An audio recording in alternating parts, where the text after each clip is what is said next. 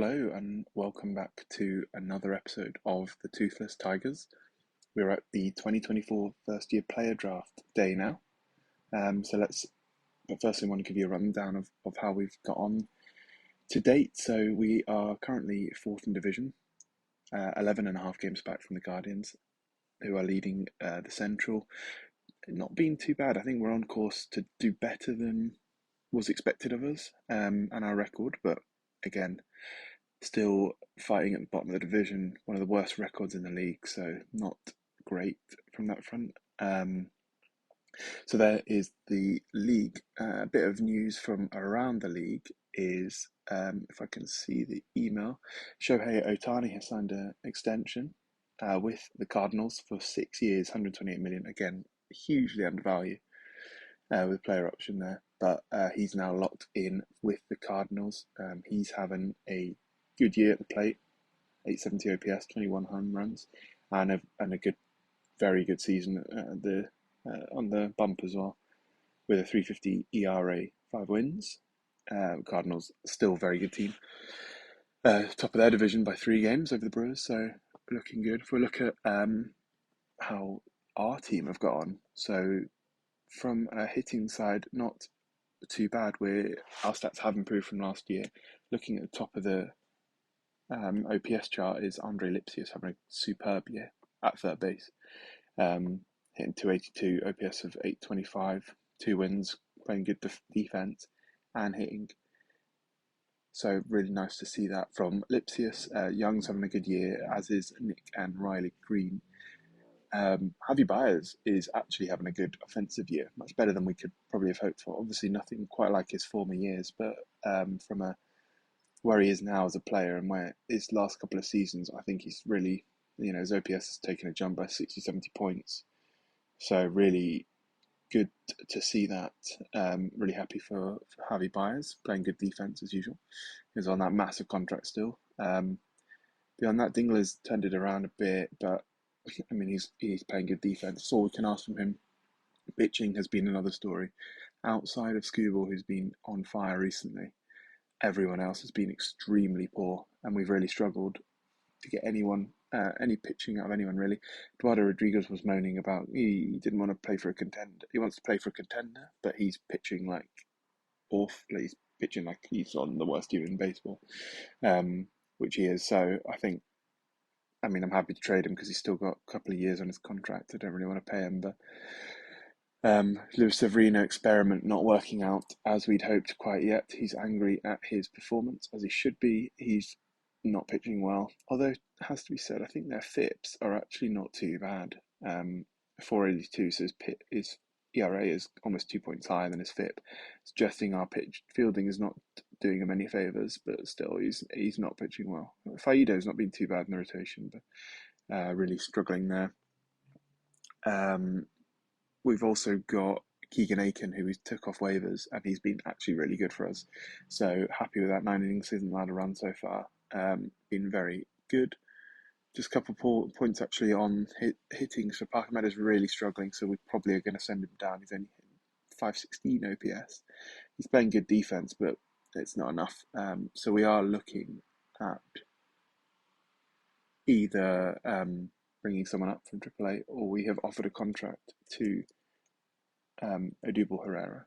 So as an option, we can go and get him. He's on no team, so you'll be here. We've offered him a minor league deal. We'll probably call him up. He hit well in half the season, basically, with KC. Plays decent enough defense. We're scouting him to get a bit more knowledge on him, but he could be someone who we just fill in for now until we work out in the offseason what we want to do at centre field. Maybe slide Riley Green over. Not set on exactly what we're going to do there yet, so we shall see. Looking now into the rest of the teams of AAA, they're doing pretty well down AAA, third in their division. A couple of standouts there. Miguel Aparicio, who we dropped down because he wasn't hitting the majors. It looks like he's a 4A player, hitting well at AAA, not well at the major league level. Steel Walker, has hit well. Pitching, Wilmer Flores' ERA is still too high, which is a shame after his previous year. And Ty Madden's not too bad. He's probably ready for a call-up, to be honest. I don't think he's going to get much better than that. Jackson also having a pretty good year in AAA, first year with us. Ran her to drop to the bullpen now, but also having a very good year. Sorry about the fire engine that's just gone past. Elvis Alvarado not pitching well after we called him up from Double A because he looked good. Going down to Double A, Manuel Sequeira, we pulled him up from West Michigan because he was killing the ball, and he's actually continued to play really well at Double A. I should get a bit more of a scout. He's now only average on his scouting accuracy. He looks like a very good bat. I worry about him translating this to the majors. I don't think he will, personally, but we can have hope for sure, and we'll see how he gets on. Gage Mertman hitting well across both levels. Isaac Pacheco's not doing too badly. He's quite one for the future for third base for sure. Ricones has hit very well as a right fielder. Still not sold on his potentials, but he's actually hitting very well down in Double A, potentially in line for a call-up sooner rather than later. Pitching-wise, Dolland has not been great. Job has been excellent, which we love to see. I want him to finish out the year at Double A, and then I want to possibly call him to Triple A, and maybe he goes straight to the majors. We'll see. Back-to-back great years. Back-to-back, really great years. But I want him seasoned a bit more. We're not competing, no point starting that service time, and the control does worry me. But yeah, he looks like he's, 126 Ks to 49 walks. Superb year from him. Really good to see a bit of positivity. And that is pretty much it. Plus, Advanced Day, we've got nothing really of Nigel Brickman. Beyond that, nothing huge. And then Lakeland, we've not got Andrew Jenkins hitting well, but he's got nothing. Christian Santana, shortstop, he's hitting well, but again, guys with just very little potential, room to grow, which isn't great. So that is a roundup of where we are. We've got the All-Star game coming up in a couple of days, I believe. Yeah, 14th, so we'll probably get that announced. But we'll jump into the draft. So we have this 8th pick. We did originally the 5th, but they did the lottery, and we're now 8th. The pool, well, actually, let's look at OSA mock draft for a start. So they think we're going to pick up Henry Allen, who's this high school third baseman, who I'd be happy with. They think the overall first pick is going to be Ben Rayland, who doesn't look good, to be honest, at all. If we look at the pool, the best players are all batters, actually. The best pitcher is Matthew Champion by a long way, but we can't get him. So I always like taking a high schooler. So Carter Matheson looks very good, but I don't think he's going to fall to me. And there's quite a few good outfielders and infielders along at the top of the list. So let's get on with it, because we'll find out how it goes. I'll do team by team for now. So first pick goes to Jordan Williams, actually. Really, 24 years old, doesn't look that good. Not who I would have picked. I've accidentally auto-draft, so let's look at the log. The Athletics take Peyton Stoffel. He looks good. Pirates take Derek Curiel. Again, very good defender. Tywone Malone goes in the 4th pick to the Rockies.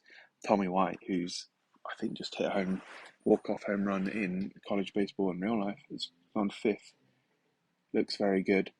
Will Taylor, center fielder, he's gone at route pick 6. And Bryce Rayner, who that guy we didn't think looked so good, has gone 7th, which means Carter Matheson, I believe, is still available, as is Henry Allen. But Carter Matheson looks really good, really advanced bat. Someone who, again, it's a risk. Chris Newstrom's up here as well. I'm not a fan of taking catchers. I don't think they always develop into great catchers. Matthew Champion is up here as a pitcher. He looks like a very good pitcher. But I don't think he's impossible to sign, so I'm not sure I want to. Matthew Mullenix looks really good as well. Very good, but he's a good couple of years away. I think I'm going to take Arthur Matheson. Henry Allen, whilst he looks great, he's only 18, and we've seen already this year our 18-year-olds really regress. I think the the less risky pick is Carter Masson. Let's see what our scouting director says. Yeah, I thought it'd say Henry Allen, but we're going to take Carter Matheson. I'm going to meet his demand. Very little demand, but we'll meet it. So that is the potential future of the Tigers left fielder Carter Matheson. Depending how quickly he can get up to the bigs, we could potentially slide Green over to centre field as a solution. But again, he looks like he could be a while away, or not in the next season or two. So now we're into the second round, I believe, and we're actually still have the option of signing Henry Allen. So in terms of other guys we could go and get Derek Fabian. He looks quite good from a hitting side. If we look at just the college players for now, yeah, he's probably the best of the bunch left. He does look very good. Looks very advanced hitter. Someone who grades out pretty well. Starting role as a third baseman. Got excellent raw power and above average contact. Got a good arm, good range. Yeah, possibly he's big frame as well. I quite like him, to be honest. I really do. Again, Jared Dickey's quite an advanced player already, but not much upside to him. He redshirted. And they got a picture here, Max Dibiak, but I don't like that movement or control. I'm actually going to take Derek Fabian. And meet his demand. He's an easy to sign. Okay, that is the second round. Who is still available? Henry Allen's still available. You know what? I'm gonna take him. I would like a pitcher, to be honest. But maybe we take Max Dibiak as a pitcher, because I think I'm going to take Dibiak, and then I'm going to hope Allen falls, and he does, and then I'm going to take Henry Allen. We still get the pick that our scouting director wanted. How much have we got? I've got quite a big budget room. I might go after Champion here. He's a good pitcher. I really like his stuff. Is he a two-way player as well? I've just noticed he is. That's intriguing. So what I might do is take him and I'll just throw as much money at him as I can. I think is the play here. He'll have a recommendation of what he wants, and then we just go from there. Okay, I would really like to take a pitcher next, get some arms going in. So we've got a few pitchers who are still. Don't really like taking a reliever, at least with the starter. He starts out trying to be good, or trying to be a starter. And Brendan Neely looks like he's got decent stats and not a million miles away. Talan Bell is the best pitcher left, apparently. Again, is also a two-way player. Talan Bell, yeah, and he's durable. I do like that. I might take him. Can I still offer the slot? I can't. I'll take him and see if Brandon Neely falls. He does not. So we've got Chase Alsop. Again, a lot of two-way players coming out of the draft this year. Not looking too good. Becerra or Ross Felder. Nothing too exciting there. There's not a huge amount left in the pitching side of things. I might take Conte just because he's a reliever and we need arms. And I might take Alsop just for that curveball. He could actually be quite a good reliever with that curveball. And he's from Auburn, where Casey Myers was from. Now we'll see who's left. So Chris Newstrom is still there as a catcher. Again, he looks excellent from a bat, but then nowhere to play. We just take a punt on him.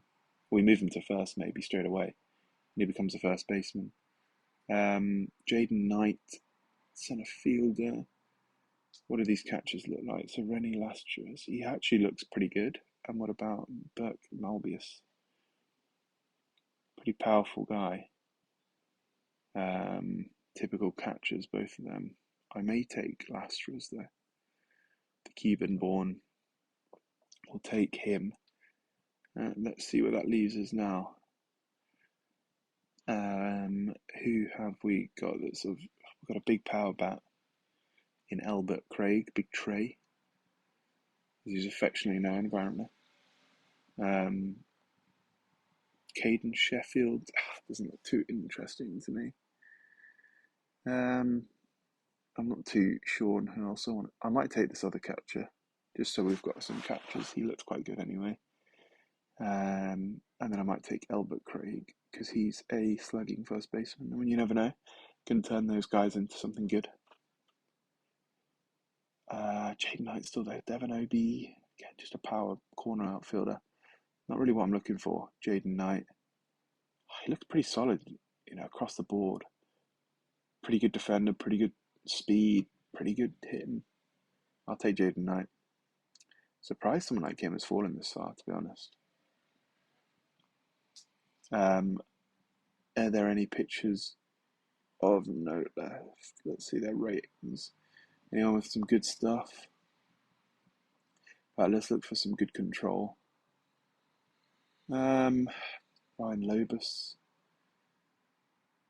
23-year-old.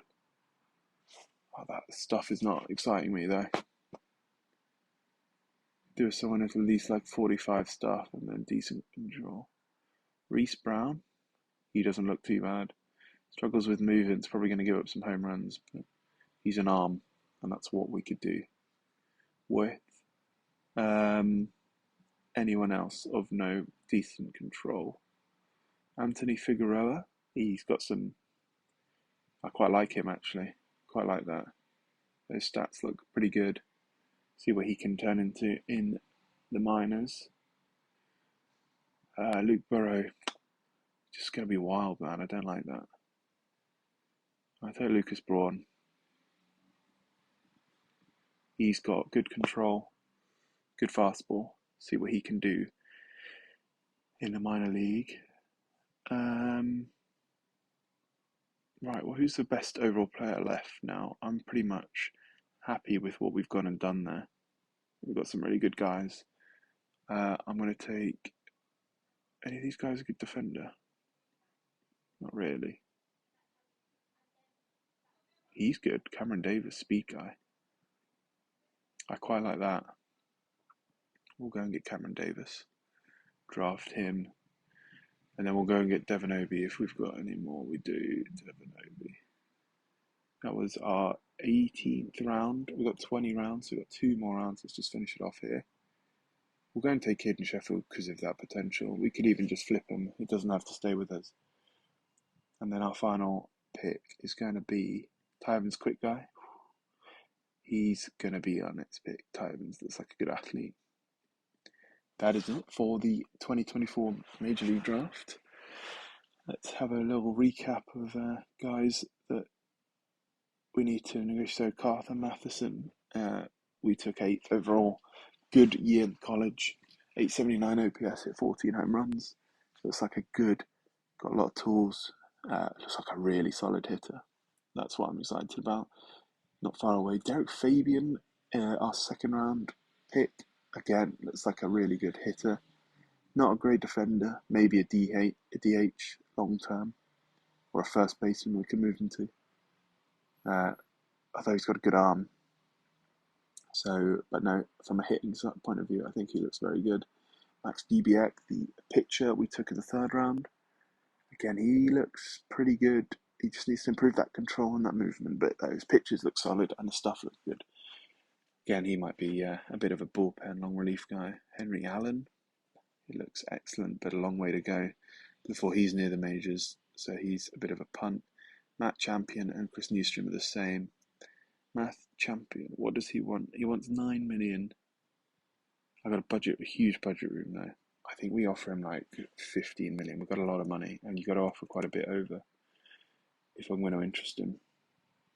And Chris Newstrom, he's extremely hard to sign.